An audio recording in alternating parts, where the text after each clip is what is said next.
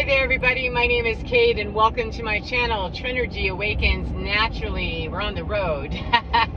This message is for light workers, star seeds, energy healers, people who do a lot of generational stuff. You might be able to glean some information from what I'm getting ready to say. If that's not your jam, you probably want to just step out, go away, because it won't make a lot of sense. So I want to talk to you about sticky, icky contracts. I'm not in the big fan of telling people what their soul contracts are and soulmates and twin flames and all that other stuff. I have some pretty, set ideas for myself. However, I don't like to put that out there for anybody else.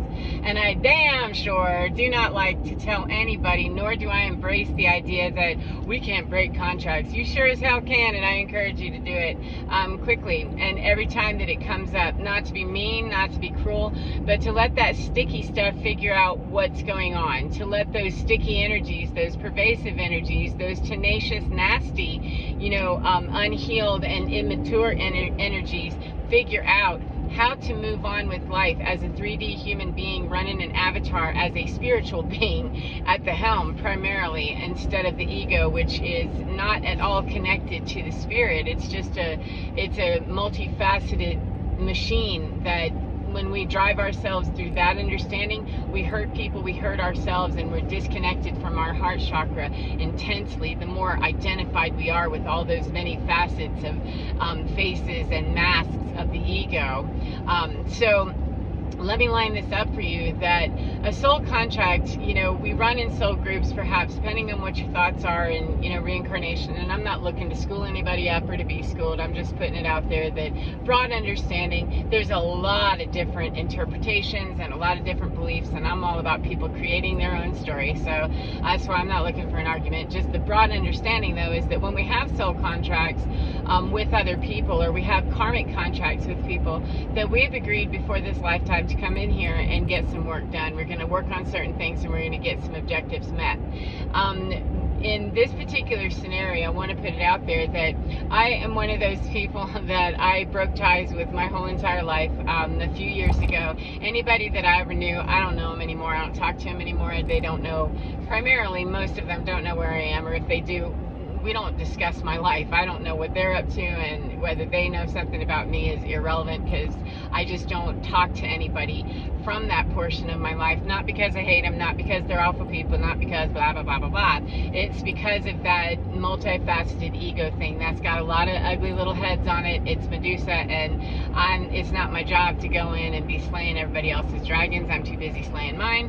And so the deal is I needed to cut away, and it actually girl interrupted a few contracts. I later found out that though we cannot, technically just abort a contract easily, it can be done. That when people step out of their soul mission agreed upon before, if we have some sort of agreement before we get here that certain things are going to be done, if people don't show up to do that, or they do not wish to be awakened or aligned with anything except their masks and their ego and living in a 3D avatar, running it hard, and they're too frightened, too angry, too loving the power, whatever all that is, too unhealed and too immature to understand a better way, regardless of whether they have soul contracts intact or not. So it doesn't matter what anybody's belief is about it. When we run around acting like we got nothing better to do except just be real rooted in 3D money, sex, food, etc., then that's not a lifestyle that I support, and it's not one that encourages enlightenment, awakening, or spiritual development or growth. And I'm here for that. So whatever other people are doing,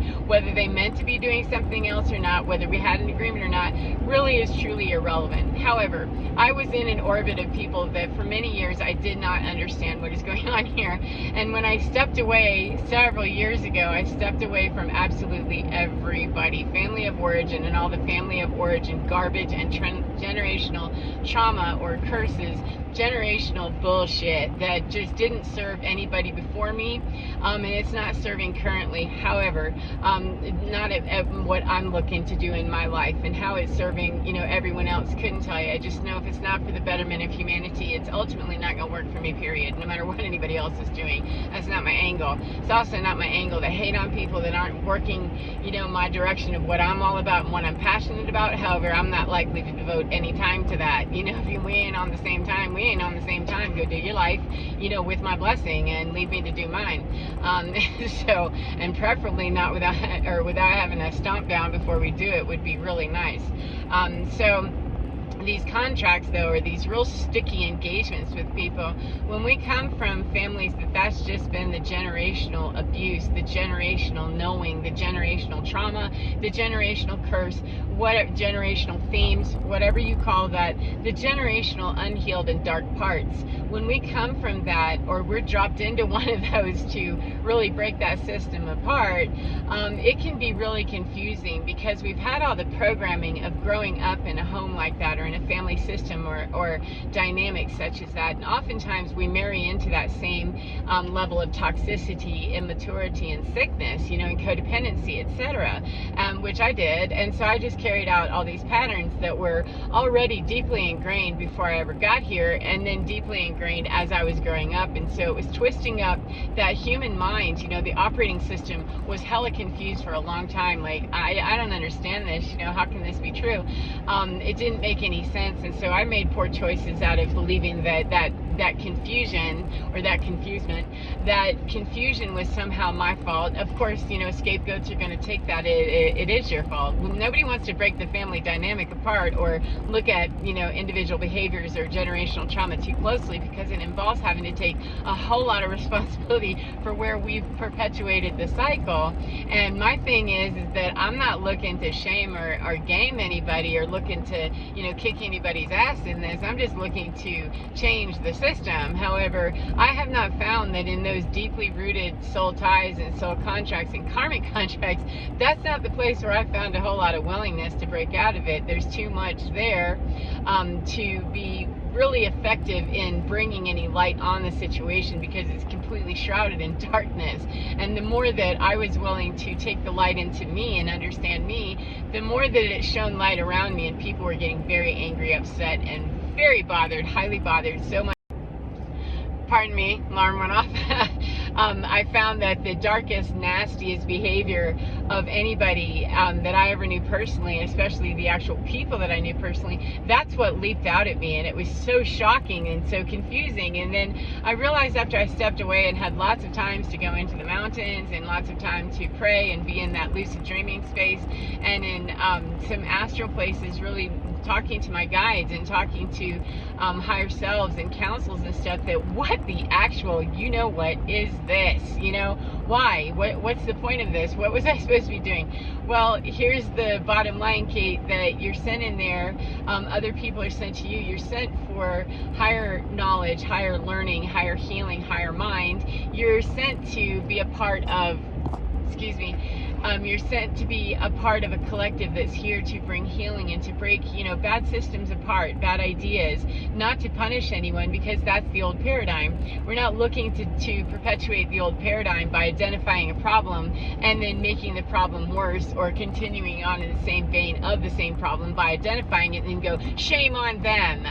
It isn't about that. That is exactly the old paradigm, and does not serve in any capacity whatsoever to stay at that same level of the paradigm. It's a matter of do what you can to help enlighten people, do what you can to bring the healing in, and absolutely always be working for yourself to bring the healing to yourself, so that you can be a brighter light. And if people choose, when people choose, it is theirs to lose the old dark ways, and they have some way of getting there by understanding that if one person can get out of this murky, mucky, terrible mess, then somebody else can too. However, it's far less inspiring when we're sitting there sparring with people and we're actually getting into lateral combat with them. It just keeps the game going, and there's a hawk. Thank you so much.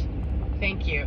It keeps that same lateral going, and there's no inspiration, not even a little bit, for anybody to stop and go, wait a minute, this is really just, you know, dumb what we're doing here. It keeps the ego engaged. It keeps the rage and the indignation of, I've been hurt in the past, and I'll be, if I'm going to let this happen anymore, or I'm in charge, how dare you. It keeps that going, because the combat has to keep going. When somebody stops and says, yeah, no, I'm not going to do this anymore, it changes the dynamic. It changes the whole entire system. Whether the system changes overall doesn't matter. However, my withdrawal from that system absolutely broke the system down in many different ways. Now, systems can always rebuild themselves once light workers and starseeds or people that are energy healers, whomever, once people that are working in the right intention, once they do break away, it does change the system, period. Because now, at a bare minimum, we have to do this system without that level of light, or without that level of willingness, without that level of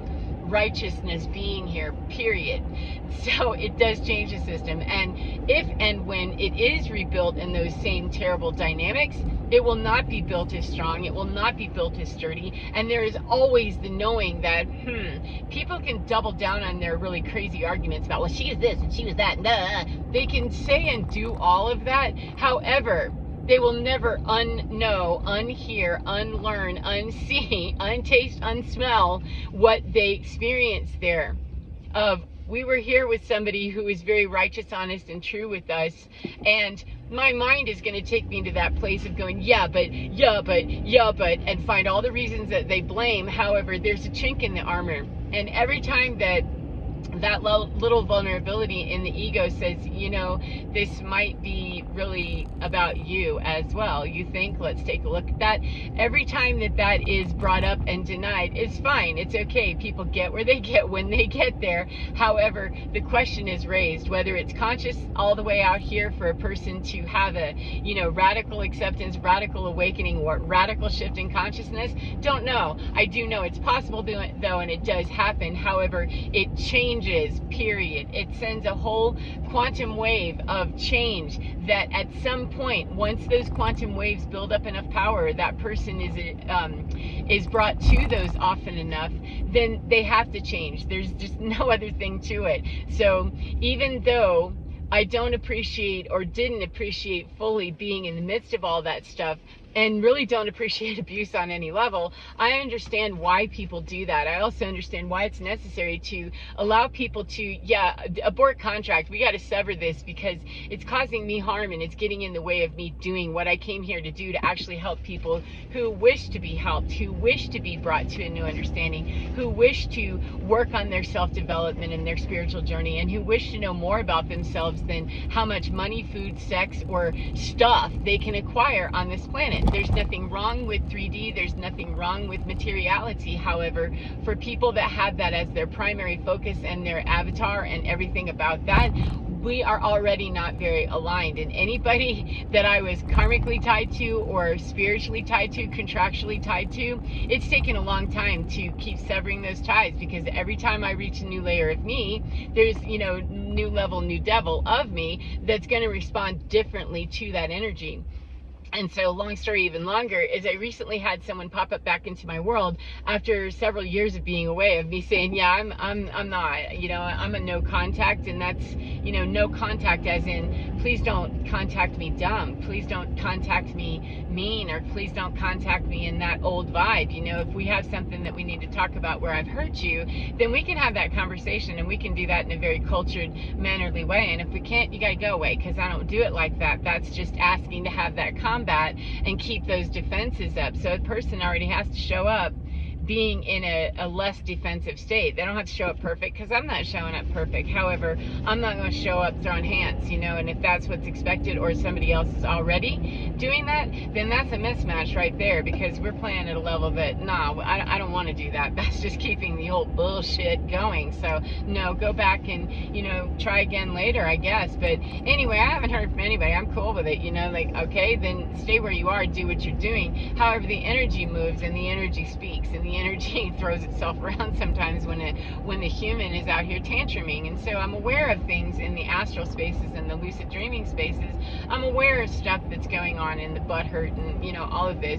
Okay, fine. However, it's not mine. I clear it and I keep moving. That's my job, is to transmute whatever's pinging in me that's even hearing it, responding to it, or having a thought about it. That's on me. And once I clear it in me, it's irrelevant what anybody else is doing, because they're doing their lives in whatever way they're doing it, and they're allowed to do that. I'm not the one that controls free will. Other people are. And when we're trying to control the free will of another person, then we are not actually extending free will. So there's the truth. And so anyway, this person that I haven't spoken to in several years at least, and it was contentious towards the end anyway, comes with the rest of the clog. It's all just one big hairy, messy, sticky clog, right?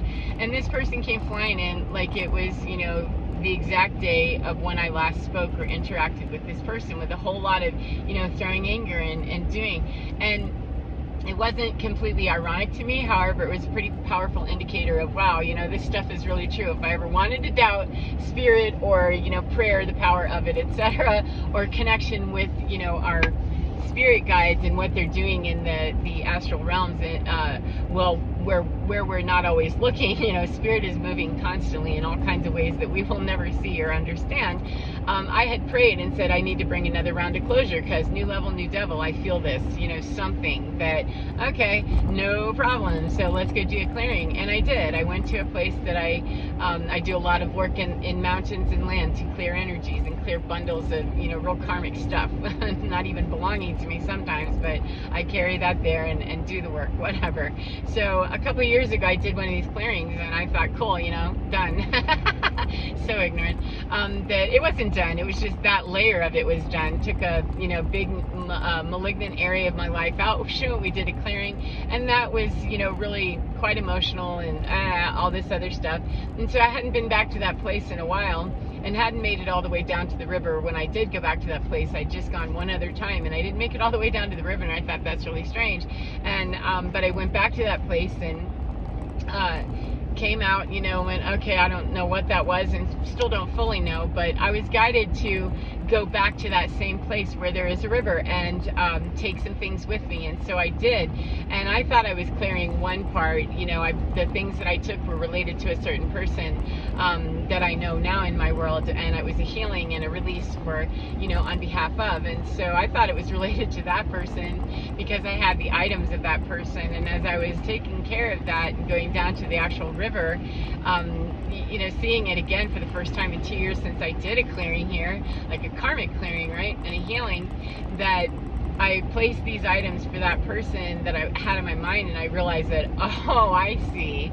The karmic energy you're clearing on behalf of this person and with this person is the same karmic energy. It's that same level of spiritual immaturity. It's that same level of clinginess and stickiness and ickiness that, you know, is coming up here, and it has to do with this clan, this bunch, this tangled up, very enmeshed clump of stuff from your past, you know. And so said, okay, well then how can I work with that? Because obviously if that's coming up and I'm seeing it and it's kind of bringing up that icky, sticky, gross feeling in me, then there's work within me. So how do I clear that some more? Where are we now? Then I need to clear that. And it wasn't maybe 3 days afterwards that I had this contact with one of those people from that enmeshed clump, and it was unpleasant. You know, it wasn't from my end. I was very honest, you know, about what I said, that hey, I would love to talk to you, etc.